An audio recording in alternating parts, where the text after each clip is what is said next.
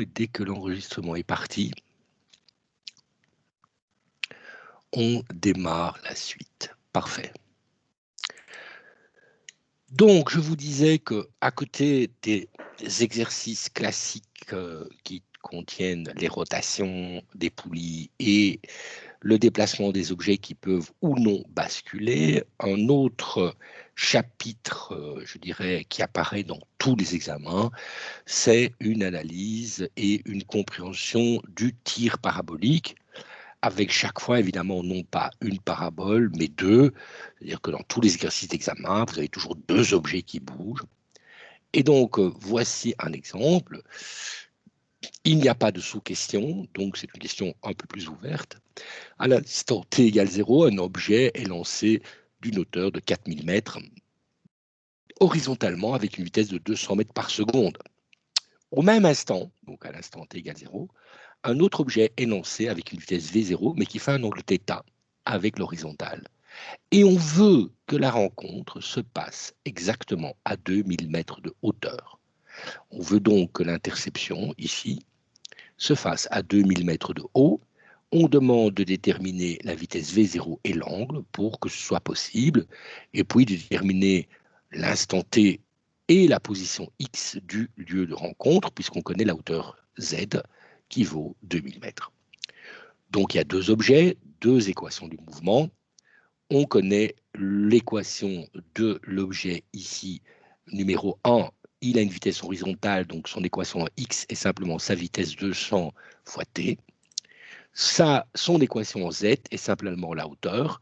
Comme il n'y a pas, qui vaut 4000 mètres, comme il n'y a pas de vitesse dans la direction z, c'est simplement g demi t carré, g valant 10, c'est moins 5 t carré. Je n'ai pas mis les unités ici, je respecte les unités de mètres, de secondes, de mètres par seconde carré, etc. Le corps numéro 2, il a une vitesse dans la direction x qui est v0 cos θ.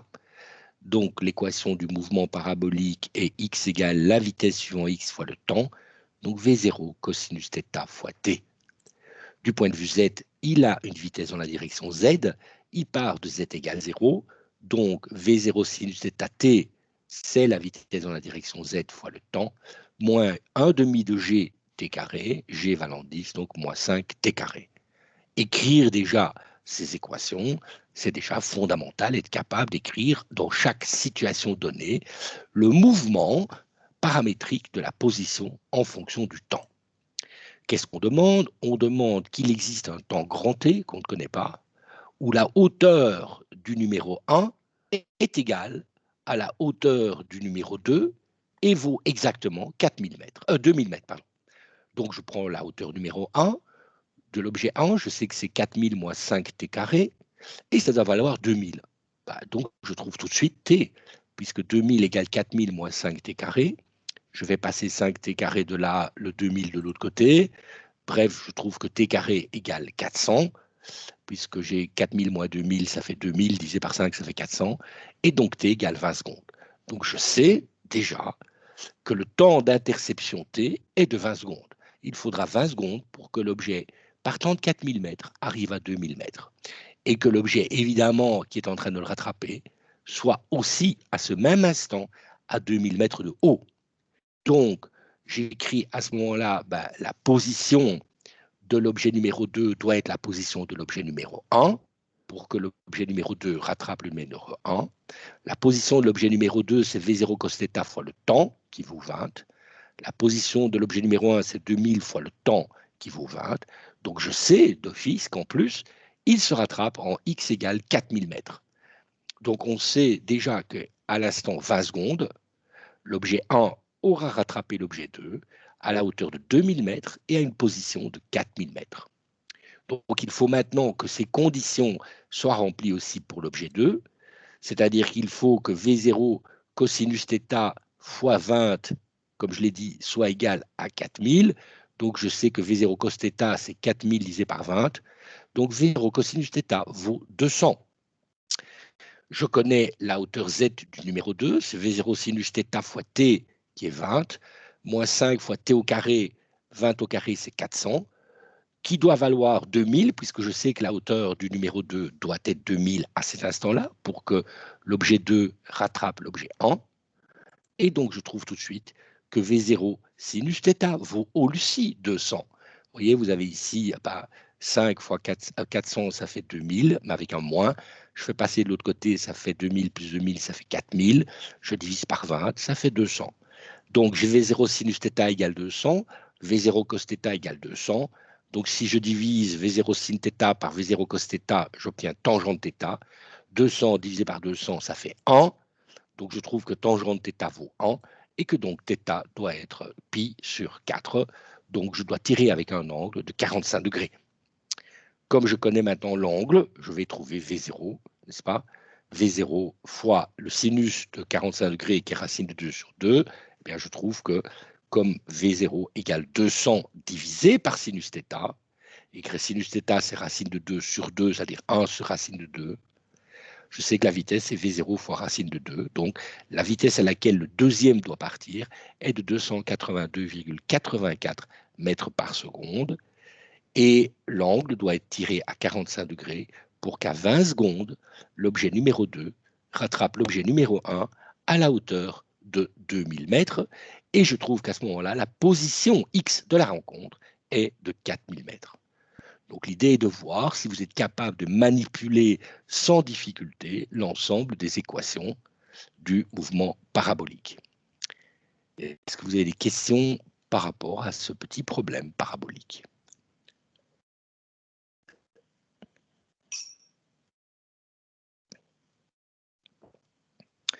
Bien, alors essayons un autre, toujours cette fois-ci au mois d'août. De nouveau, il y a deux objets. De nouveau, il n'y a pas de sous-question, mais cette fois-ci, il n'y a pas de chiffre. À l'instant, donc c'est purement symbolique. À l'instant t égale 0, un objet est lancé d'une hauteur h horizontalement avec une vitesse v1. Le voilà. Et il va donc décrire une parabole en chutant. Au même instant, toujours t égale 0, un autre objet qui est situé à une distance L est lancé avec une vitesse v2 verticalement à partir du sol. On veut déterminer la hauteur grand H, le lien entre grand H, grand L, V1 et V2, pour qu'il y ait une interception. C'est-à-dire que l'objet qui est lancé verticalement arrive bien à rencontrer l'objet qui tombe de la hauteur H. De nouveau, il y a deux objets, deux équations du mouvement. L'objet numéro 1, c'est V1 fois T dans la coordonnée X, et H moins 1,5 GT carré dans la coordonnée Z. L'objet numéro 2, lui, son X reste à L, puisqu'il est lancé verticalement. Il n'y a pas de vitesse horizontale. Par contre, son Z, eh bien, il est lancé avec une vitesse V2, donc c'est V2T moins 1,5 GT carré. Et il doit donc exister un temps, grand T, où les deux X sont les mêmes et les deux Z sont les mêmes. Mettons ça en équation. X à l'instant, X1 à l'instant grand T doit être égal à X2 à l'instant grand T. Et de même, Z à l'instant grand T du numéro 1 doit être égal au Z à l'instant grand T du numéro 2. OK? Donc, j'écris que V1 fois grand T doit être égal à L. Ça, c'est pour que les deux positions X soient les mêmes. Mais je ne connais pas V1, je ne connais pas T, je connais L. Ici, je demande une relation entre grand H, grand L, V1 et V2. Donc, je continue. Je dis, tiens, le temps de rencontre, cela est déterminé, c'est grand L sur V1. Bien, donc je sais à quel moment ils se rencontrent. Donc maintenant, je vais écrire que Z1 doit être égal à Z2. Le Z1, c'est H moins 1,5G grand T carré, qui doit être égal à V2 grand T fois moins 1,5G grand T au carré. Les 1,5G T carré, regardez, disparaissent puisque c'est les mêmes à gauche et à droite. Donc là, je trouve que H doit être égal à V2 fois grand T. Comme grand T égale L sur V1, je trouve la relation qui doit exister entre la hauteur et les vitesses et la position du deuxième objet, que j'aurais écrit évidemment, par exemple, sous cette forme-là. Il faut que la hauteur du premier objet fois sa vitesse horizontale doit être égale à la distance du deuxième objet fois sa vitesse verticale. Et à ce moment-là, si ces conditions sont remplies, ces deux objets vont se rencontrer à l'instant grand T qui est égal à L sur la vitesse, la distance donc du deuxième divisé par la vitesse du premier horizontalement. Simple manipulation algébrique, d'accord? mais qui permet de voir si effectivement vous manipulez correctement et vous vous débrouillez correctement, ici avec des symboles, puisqu'il n'y a rien d'autre que, il n'y a pas de chiffres, il n'y a que des évaluations, je dirais, symboliques. Et donc, est-ce que vous êtes capable de manipuler les équations, faire les égalités, puisqu'il y a égalité quand il y a rencontre, aussi bien dans les X que dans les Z, et voir ce que ça impose comme contrainte, puisqu'on demandait une relation entre H, L, V1, V2, et pas le temps. Et donc, le temps est déterminé par la rencontre X1 égale X2.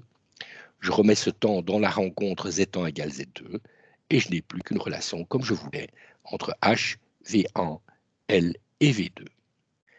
Est-ce que quelqu'un a une question à poser par rapport à ce problème?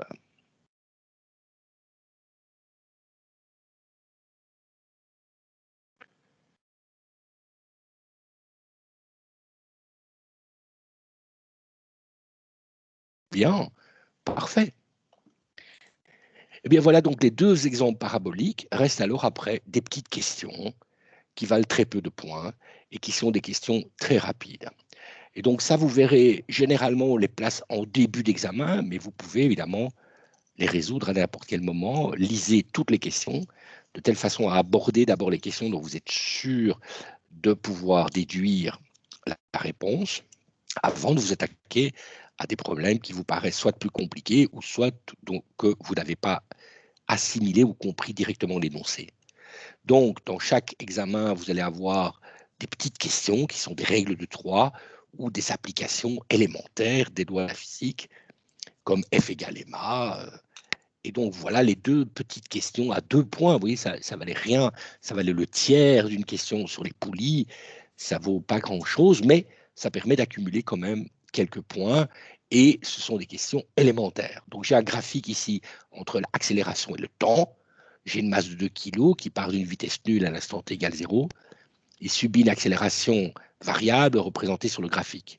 L'accélération étant variable, c'est donc pas un mouvement rectiligne uniforme, ce n'est pas un mouvement circulaire, c'est complètement arbitraire.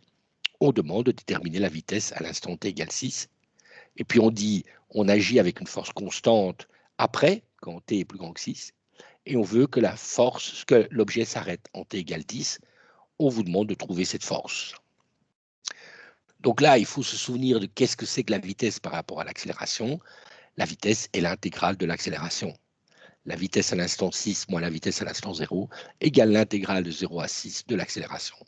Dès qu'on vous donne un graphique, il n'y a que des branches linéaires. Il est certain que vous devez faire une intégration, c'est-à-dire un calcul de surface, pas un calcul d'intégration mathématique, un calcul d'intégration physique. La surface est là en dessous. Et on vous donnera toujours des triangles ou des trapèzes. Et ici, j'ai bien un joli triangle. J'ai donc la base fois la hauteur sur 2. La base est de 6 secondes, la hauteur de 2 mètres par seconde carré. D'accord? Donc, je peux parfaitement calculer la surface entre 0 et 6. La vitesse en 0 valant 0. Je trouve donc tout de suite que la vitesse en 6, c'est la base qui est 6 secondes, fois la hauteur 2 mètres par seconde carré divisé par 2. Ça fait 6 mètres par seconde. Donc un calcul élémentaire, vous dites tout de suite, sans résoudre l'équation du mouvement, sans faire de mathématiques sophistiquées, que la vitesse à l'instant 6 est de 6 mètres par seconde si l'accélération monte jusqu'à 2 mètres par seconde carré et redescend jusqu'à 0 en 6 secondes. Après, j'applique une force constante. Donc là, je réutilise la même équation, mais avec F égale ma. La masse fois la vitesse en 10 moins la masse fois la vitesse en 6 égale l'intégrale de 6 à 10 de la force fois le dt, donc l'intégrale sur le temps. La vitesse en 10, elle est nulle. La vitesse en 6, je viens de la trouver. La masse, je la connais. La force est une constante, donc elle sort de l'intégrale. Donc je trouve que 0 moins, donc ça fait moins 2 fois, puisque la masse est de 2 kg, la vitesse est de 6 mètres par seconde, égale la force qui sort de l'intégrale. L'intégrale de dt, bah, c'est le temps, 10 moins 6 secondes, ça fait 4 secondes. Ici, j'ai moins 12 divisé par 4. Vous trouvez que la force est de moins 3 newtons. Il faut une force des freinages, bien entendu, d'où le signe moins, pour que la vitesse passe de 6 mètres par seconde à 0 mètres par seconde en 4 secondes.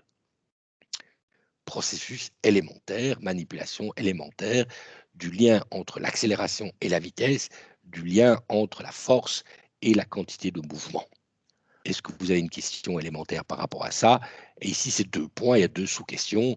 Un point pour arriver à écrire et à calculer la surface du triangle lorsqu'on porte l'accélération en fonction du temps, et un point pour calculer la force qui, elle, est une constante et sort donc toujours de l'intégrale. Bien, pas de questions, je vais donc continuer. Regardons au mois d'août, même question. Cette fois-ci, c'est la force qui est portée en termes du temps. La force ou l'accélération, la seule relation, c'est la masse, bien entendu. OK, ici, elle valait 3 points, donc un tout petit peu plus. On a une masse de 2 kg qui a une vitesse nulle à l'instant t égale 0, et on lui applique une force variable. Comme la force est variable, le mouvement n'est pas uniformément accéléré, ni rectiligne uniforme, c'est un mouvement plus complexe.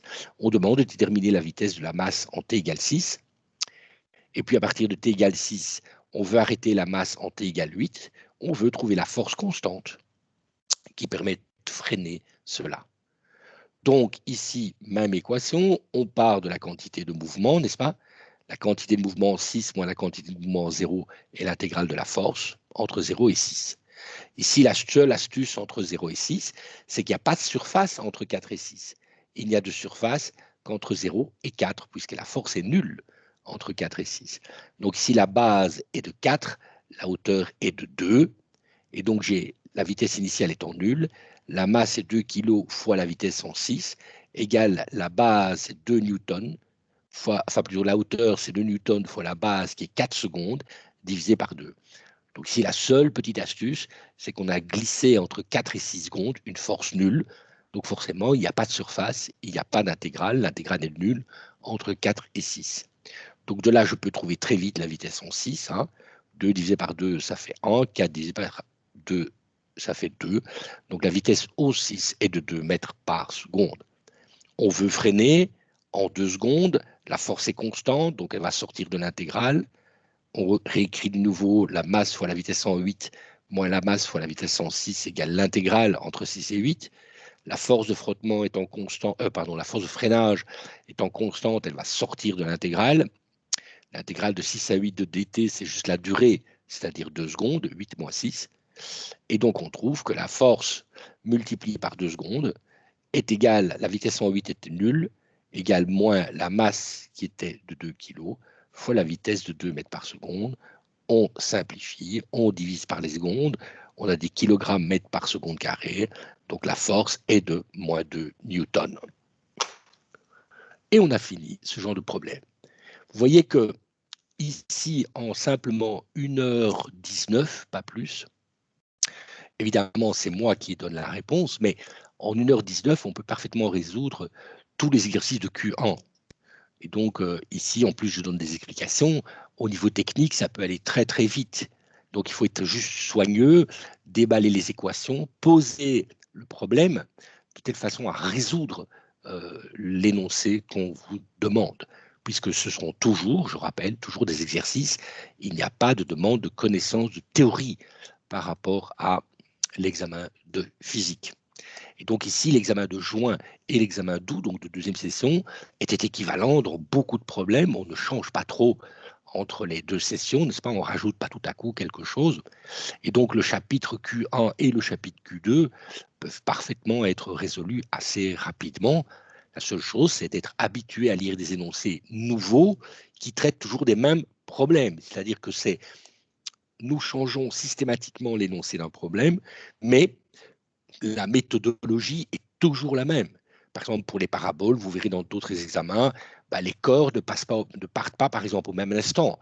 À l'instant t égale 0, le corps numéro 1 fait ceci, et puis à l'instant t égale 2 secondes, le corps numéro 2 fait autre chose.